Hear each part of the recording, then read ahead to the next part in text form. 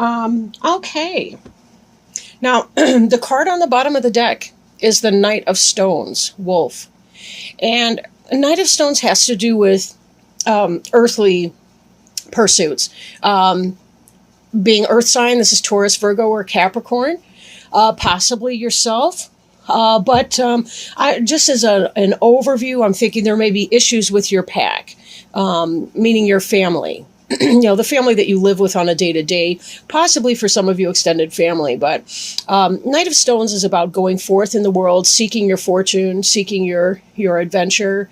It can deal with younger, brash kind of energy. Although stones tends to be a slow-moving energy. It's the sign of Earth in this deck. Although it tends to be a slow-moving energy, we do know that Wolf can certainly spring into action.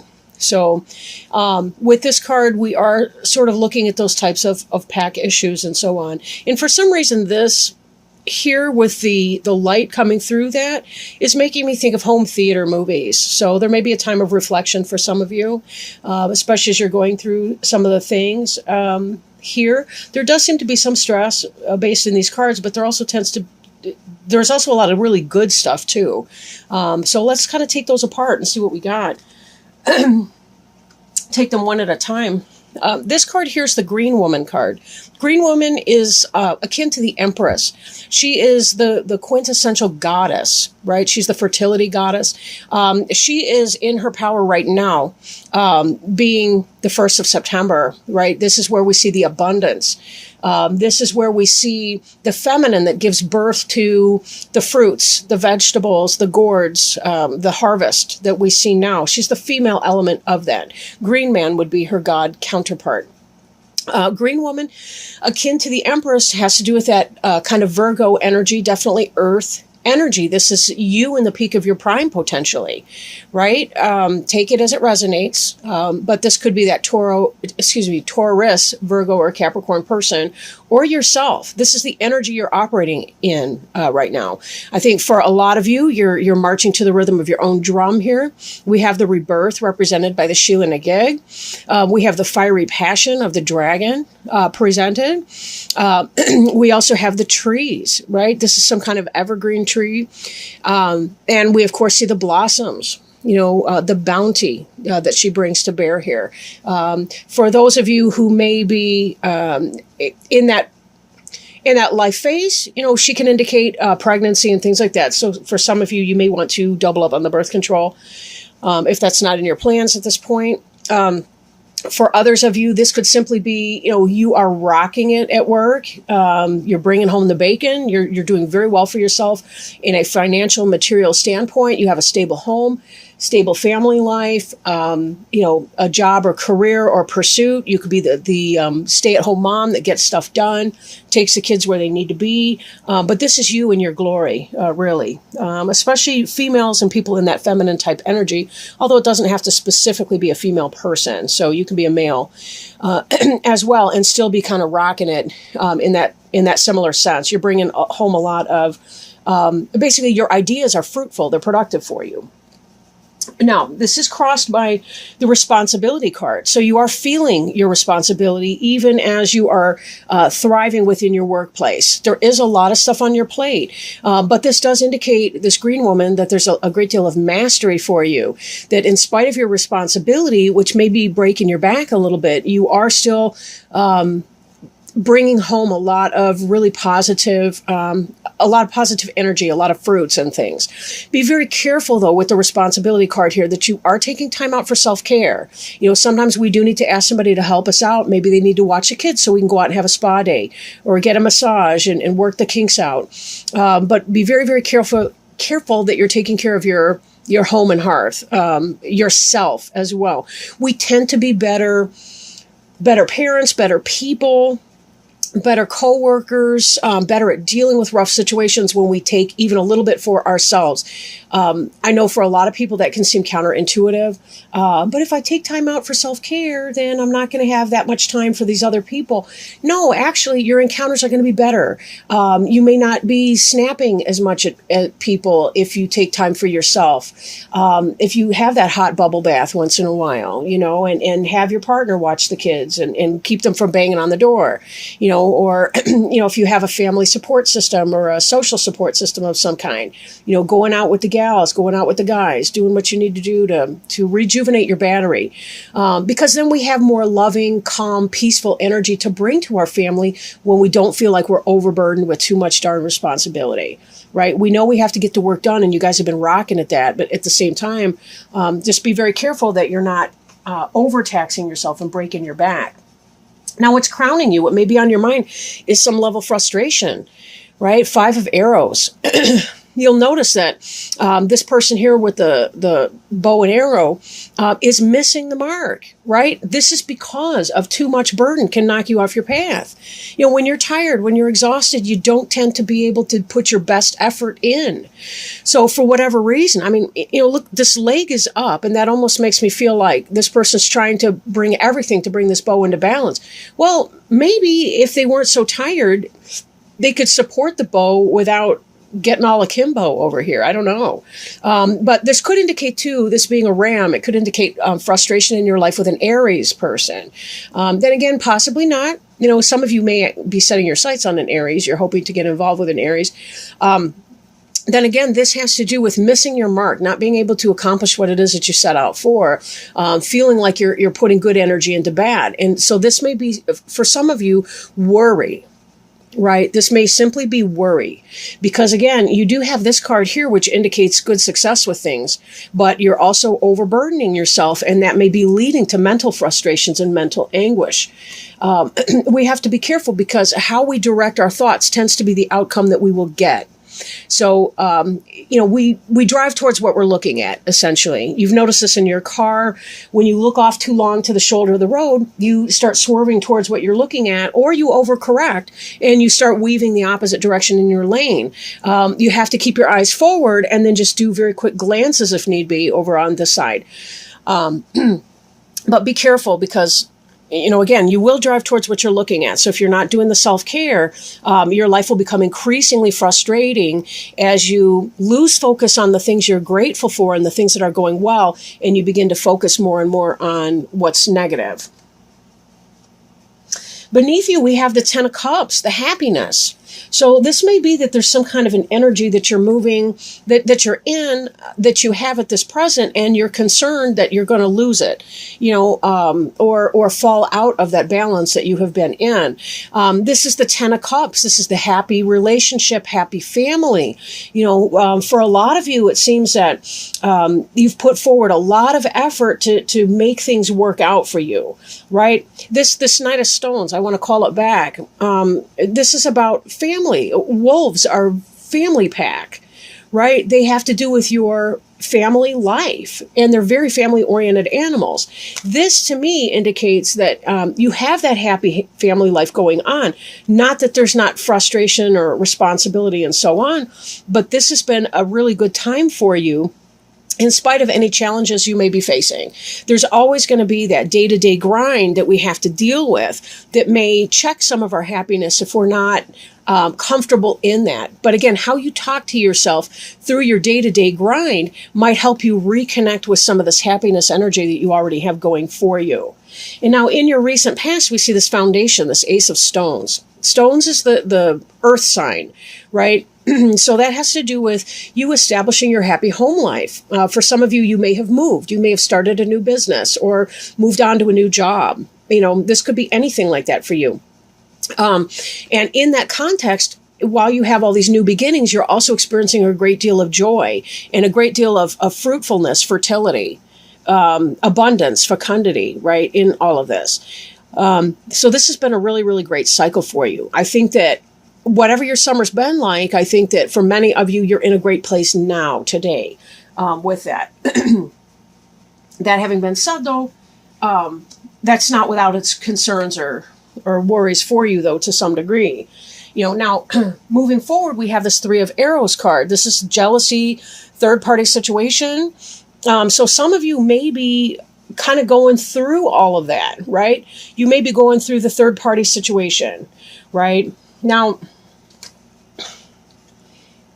when I think about this Five of Arrows cards, which is mental stuff, it could be that you're correctly perceiving that somebody's messing around or not quite as faithful as you would like them to be, or they may be true to you and you're worrying yourself into a stew.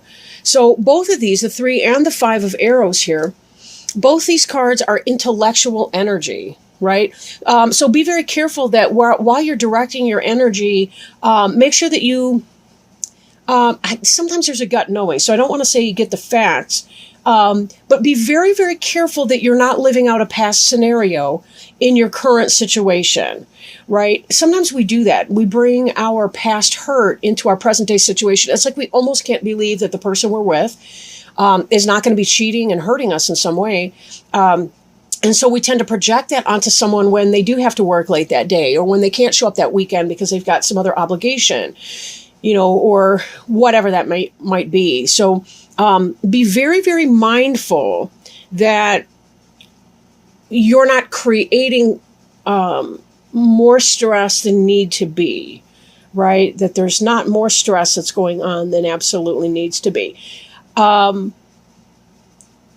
you'll kind of need to get a little bit more, maybe a little bit more information to go on with that. I'm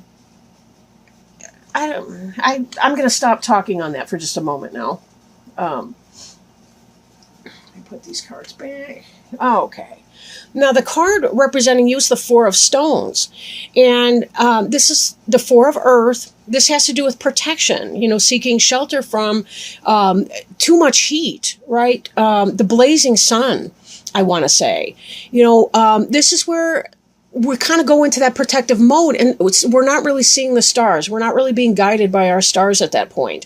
We have to be in this protective mode. One of the things that can happen while we're in this protective state, though, is to be very, very careful to meditate. And if we can check our emotions and slow our thoughts enough to really kind of go within and just give us that time, that peace, right? Even as earlier I talked about self-care, make meditation, relaxation, one of those things where you can silence your thoughts and kind of check your emotions, put them out in a drawer somewhere. For a time, so that you can kind of go to your center and just be in the now moment, right? Do some mindfulness, meditation or exercises. That might be very helpful for you. Stones, again, being kind of an earth sign, you do have this protective structure that you've created, right? You do have that. So it's not that it's a complete bad situation or anything like that. But for some of you, I think that there really is a great concern that as much fun as you're having, as busy as you are taking care of your responsibilities, as good as you've been feeling in your current situation, I think you think it may be one-sided and that you're in a relationship with somebody who may not be true to you, that it may be, in fact, a third-party situation, or that there's something else going on. For some of you, it could be you're trying a new start with somebody else, and that perhaps you still kind of have a attachment to somebody from your past, right? Now, this card here, although I don't generally read reversals in this particular deck, this one did start to come out in reverse, which can indicate the third-party situation, right? In an upright sense, the Three of Cups is it's happiness, it's celebration, it's community, it's date night, it's going out with the friends, it's just kind of having people that support you. Then again, it can be jealousy around the water cooler if it's in a negative or reverse type position. So what you may be protecting yourself from may very well be this third party situation that you're fearing. That you're fearing that it's happening. For some of you, it may actually be happening. So I don't want to hammer that point too much. And this is a general reading, so this isn't the case for every person. For some of you, it could be that you live in your fear with this joy. you fear letting go in that relationship. You do have a foundation of happiness. So, and the Ten of Cups is the happy family life. That's not the card that indicates cheating and, infidelities and all the rest of it. So for some of you, it may be that you're head tripping in that way because you don't really trust your own joy. I think a lot of you have been hurt in the past, and that's where this piece is coming from. But this Ace of Stones here in your immediate past is about solid foundation. And then here we see you as this splendid person, right? With this ability to bear fruit and joy and happiness and so on. So, take it as it resonates, right? Take it as it resonates. But I do think that some of you, you may be picking up on some signs that things are negative. If you're not really picking up on signs, if you keep thinking about, well, but so-and-so cheated, then probably you're not picking up on current signs. You're living in your fear because of past stuff. Then again, if you're actually getting weird stuff, the mystery phone calls and, when they get really guarded about their cell phone and when they start getting sneaky and they hang up the phone every time you enter the room, then probably you've got some signs that maybe something's going wrong. But just be careful not to superimpose if you have been hurt and you're concerned. Careful not to read too much into something. Like, wait until you know anything before. But now, this kind of plays into our next card. This is the Hopes and Fears card. Now, the Ancestor is that individual who they can be very much like a shaman. They can teach us the lessons from the past. They can be the one who teaches us the old ways. They teach us how to meditate and how to pray. This is kind of like the Hierophant in other decks and so on. Written as the Ancestor, I do think for some of you, you are fearing that the person you're with may be like that person who cheated on you in the past, the predecessor to that. Then again, maybe some of you are afraid that if you're living in your frustration, you might be like that parent that you had issues with growing up. And that you learned from, but that had some painful lessons along the way. Maybe you're fearing that you're getting caught into that pattern. You know how as parents, we tend to say things to our kids that our parents said to us, and we never thought we would repeat it, but we kind of tend to say things like that sometimes. So others of you may be uncomfortable with getting into that kind of meditative state or knowing more information about things. You don't want to know if something's going to be negative. You're trying to steel yourself against something bad happening. You've seen this before. You don't want this to happen again, but it may be causing some of you who are living in your fear and not in a reality of an actual cheat, may be causing you to miss out on some of the happiness and some of the joy that you could be experiencing in your relationship. So see if there's a way for you to move beyond your hurts. And for some of you, that may include talking to someone, a professional, a therapist to help you heal from past loss or grief. It may be talking to your best friend that can sympathize. Maybe even talking to a parent or a sibling or somebody like that understands your past and your journey. So some of that may be very helpful for you. And for some of you, it may be about going to your roots generally, and falling back on that and seeing if there's some area of your life where you can do some kind of a meditation, whatever your orientation, or your spiritual or religious beliefs, reconnecting with the roots of your origin and seeing. People that are Christians, for example, there's Christian meditations. For people that may be Irish, there's, Celtic. This is kind of a pre-Celtic shamanism deck. There's things like this to do if you identify with Celtic stuff. If you deal with African things, there are beautiful decks with African art. There may be traditions and customs and things that you can go back to in that way to reconnect with your roots and find your security and your stability and really celebrate yourself as this green woman or green person, this fertile, beautiful human being, and really, really honor that foundation, and understand that you are a spirit in a physical body at this period of time, and that whatever other people are putting you through, it's all for you in your journey as you're learning what's important, what's not important, how to let go of hurt, how to live in love, in spite of the fact that other people around you are not going to do the same thing. Then again, for many of you, there's a lot of love here and very definitely happy family life going on. Now, Wheel of Fortune kind of speaks to similar to what we were just discussing here. The Wheel of Fortune has to do with, as you are making decisions in your life, as you're living your life. Sometimes it seems like we're just going from one moment to the next, trying to get everything done that we need to do. Go to the store and get the craft makings for the kids for their project for school, or maybe it's about all the little daily things, doing the dishes and paying the bill and going to work and setting the alarm clock and doing the laundry and all those kinds of things.